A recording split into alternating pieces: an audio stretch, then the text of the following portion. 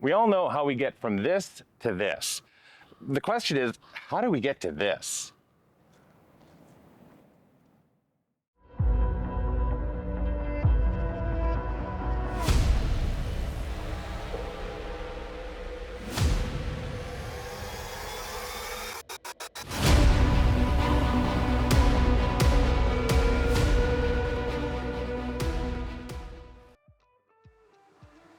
Hey guys, today we're at Alternate Route Coffee to find out what goes on in the roasting process. I had the chance to meet with Ian and Kelly here. Guys, thanks for having me in. I really appreciate you taking the time to meet with me today.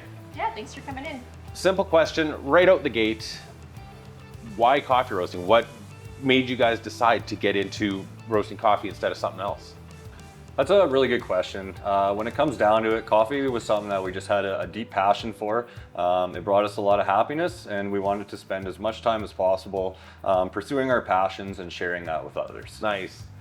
What is the point of roasting coffee? You know, you have your green beans, your finished beans. Why can't you take like your green beans, grind them, and make coffee out of them? Why do we roast them first? Like, what's the difference? Yeah, great question. So a green bean is essentially like a raw or unfinished product. So it's not exactly edible at that time. So we have to roast it to make it, well, one, softer, but kind of to turn it in what it is. Like a green coffee bean would probably not taste anything like coffee. It would probably break your grinder if you were trying to grind it. But yeah, it's essentially an unfinished product that we have to turn into a finished product that people can enjoy. So basically, it's just rock hard, and you know, obviously, it's not going to taste like coffee given, but No, it'll probably taste pretty. So it's a seed. It'll probably taste pretty like earthy and like vegetable, like. So yeah, not exactly ideal. You can smell green coffee, and it smells quite, I don't know, raw. Like it doesn't smell anything like plantish. Yeah, like a plant. Yeah, like earthy.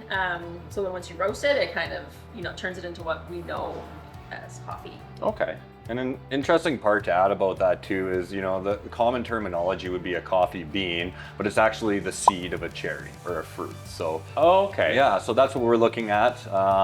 What happens is you would pick the raw cherry up, that's the seed of the cherry, and then it goes through a process at the actual farm level where it's dried out, brought to the correct moisture level, and taken to the green coffee state, which we call it there. So You know, there's a part of me that wants to try roasting cherry seeds now, right? yeah, you might as well give cherries a try. Okanagan coffee. Yeah, Okanagan coffee. So when you're selecting your coffee to roast and whatnot, what makes for good beans? What is it that you look for a good product?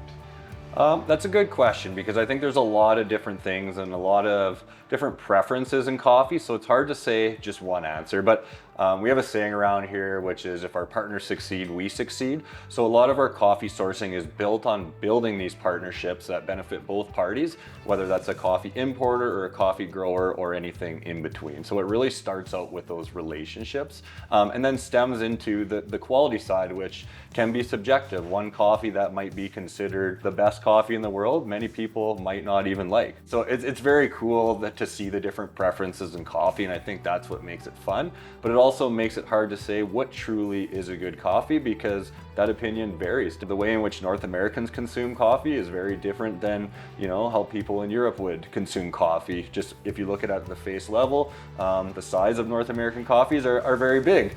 If you're in Italy, you're gonna get a little tiny coffee, one, right? and Yeah. hope for the best. Yeah, if you ask for a double-double, they're gonna look at you blankly, right? So. Preferences aside, there's a lot more than just double-doubles going on in the back. It takes a whole team to create the delicate brew that most people look for when having coffee, either with friends, family, or just to get going in the morning. The amount of teamwork that I saw during the roasting process was impressive. You wouldn't think that much goes into it, but it does. From roasting to grinding to packaging, everyone has their part to play in it.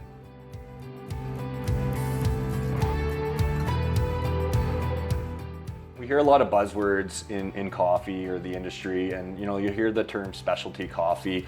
It can be defined in a variety of different ways, but there's essentially specialty coffee and commodity coffee. And what that really means at the most basic level is there's a scoring system, just like some other food products, that goes from 0 to 100, and specialty coffee is graded at 80 points or higher. Okay. Yeah, so that's based on the inherent characteristics of the beans as well as the flavors that come out of it. And there's trained people called Q graders, or people in the industry that can grade that coffee to those scores. So. Okay.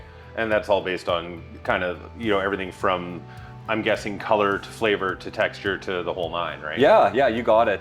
So I think in its most basic form, that's what we like to define specialty coffee of, is any coffee that's over 80 points or above. Okay. So basically it's safe to say that you guys use kind of a higher grade coffee just in general. Yep. Yeah, exactly. And on the commodity coffee side of things, it's a very inexpensive type of coffee that many of us are used to. So specialty coffee does have some pricing based off of commodity prices, but it's a completely different pricing structure than you would see off of, a container of commodity coffee kind of thing. Yeah, and I think we always get like, why does your coffee cost so much? Like that question always comes up, or why is yours so much more than the one in the grocery store? And we always like to say it's just a completely different product. It's not the same as commodity coffee. So I think that's just important to highlight. So when you're roasting, what is the biggest thing to watch for? What is that mark that you're trying to hit to determine whether it's, done properly or overdone or underdone? I'm going to give you kind of a no answer, which is there's a lot of variables that you're taking into place, and they're all very important. So the one thing that I think makes the biggest difference in coffee roasting is attention to detail. So I always like to say it's easy to roast coffee. It's extremely hard to roast coffee well.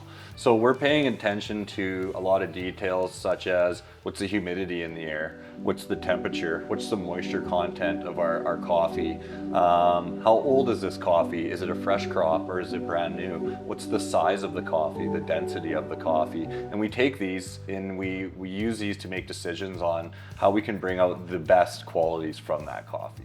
So every time I've seen any sort of a video or talk to somebody who does coffee roasting, anything like that, it seems like it takes quite a while to roast a batch. So how long does it actually take to roast a batch of coffee? What do you think is a long time? What would be your guess? My guess would probably be half an hour to an hour. Yeah, and I think that's a common assumption actually. So it really depends on a lot of different variables, but we would be probably anywhere in the 9-minute range to like 15 minutes. That quick? Yeah, really depending on, how much coffee are you roasting? What are the actual characteristics of that coffee? So yeah, a lot of it's a common conception that, it takes, quite a long time to do it, but it is fairly quick. So we're getting generally 3 to 5 batches out of our roaster per hour. So nice.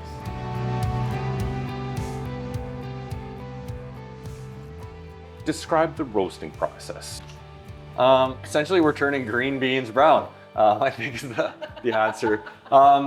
In the roasting process, you're creating a set of chemical reactions that brings the coffee from a green, more unrefined product to that common product that we're used to right now. So the common temperatures would be very similar to, like an oven or barbecue temperatures, in that 400 to 500 Fahrenheit.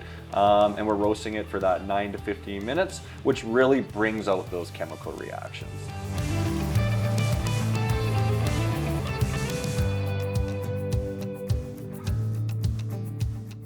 My favorite thing is turning an idea or a dream into reality. I think that's what keeps me coming back and actually making it a reality. And when it becomes a reality, looking back, a year or two, and you kind of think to yourself, like, remember when we thought this wasn't achievable?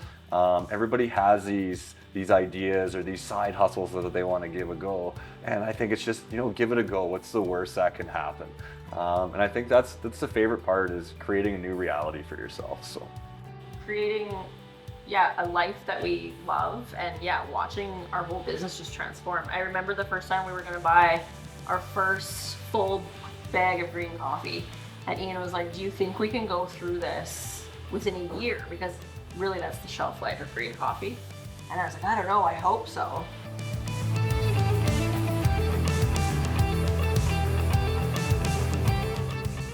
So if somebody's interested in buying your stuff, where can they go to buy it? Do you sell in stores? Do you sell website?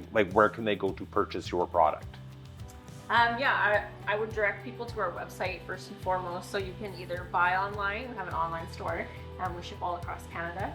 But it also has a list of all of our partner retailers on our website. So kind of all across Alberta and a little bit in BC.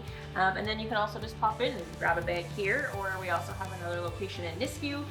They have these there as well that you can purchase.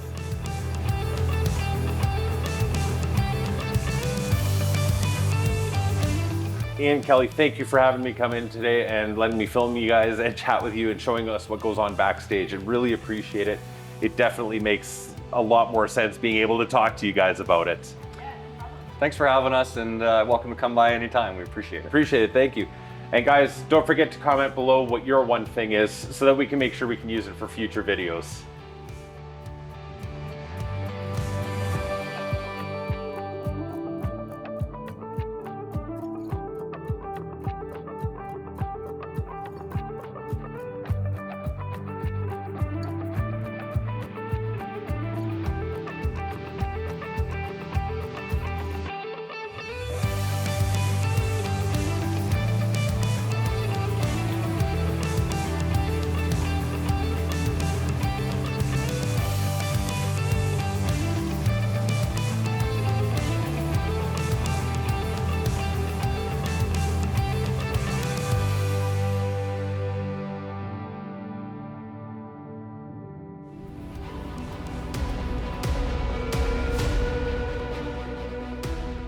And if nothing else, we're drinking good coffee. Yeah.